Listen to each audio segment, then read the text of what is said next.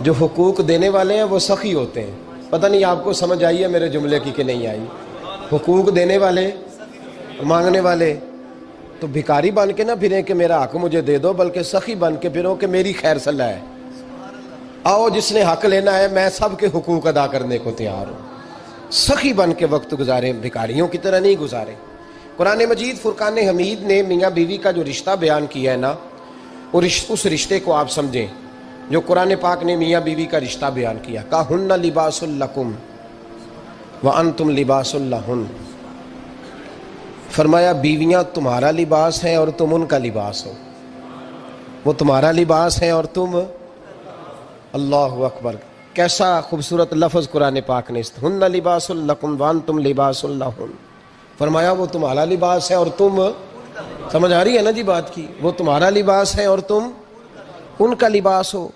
تین خوبیاں تو ہر لباس میں ہوتی ہیں. تین چیزوں کے لیے لباس پہنا جاتا ہے. تین چیزیں، تین قسم کی آسائشیں لباس میں پائی جاتی ہیں. اس پر تو تمام مفسرین کا اتفاق ہے. سب سے پہلی چیز، لباس جو ہوتا ہے وہ بندے کو گرمی اور سردی سے بچاتا ہے. سخت سردی میں لباس لے لیں تو بندہ سردی سے بچ جاتا ہے. اس کا مطلب یہ ہوا کہ میاں بیوی ایک دوسرے کا لباس ہیں. اگر بیوی کی طرف کوئی تکلیف آتی ہے تو میاں اس کو بچاتا ہے، اور اگر میاں کی طرف کوئی تکلیف آتی ہے تو عورت اس کو بچاتی ہے. میاں بیوی ایک دوسرے کا لباس ہے. لباس کیا کرتا ہے؟ لباس آدمی کے عیب چھپاتا ہے.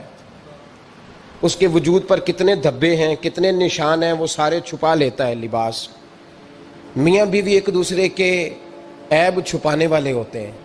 عیب بتانے والے، رونا رونے والے نہیں ہوتے کہ بی بی جب بھی میکے گئی اس نے جا کے رونا شروع کر دیا، اتنی میں تانگو دوسرا ہے ہی کوئی نہیں.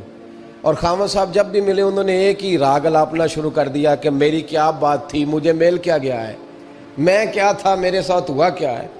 تو لباس ہیں، ایک دوسرے کا عیب چھپائیں گے. بولیے، ایک دوسرے کا عیب چھپائیں گے، ایک دوسرے کی غلطیوں کی پردہ پوشی کریں گے. اور تیسرا، لباس کا کیا مقصد ہوتا ہے؟ لباس شخصیت کا آئینہ دار ہوتا ہے.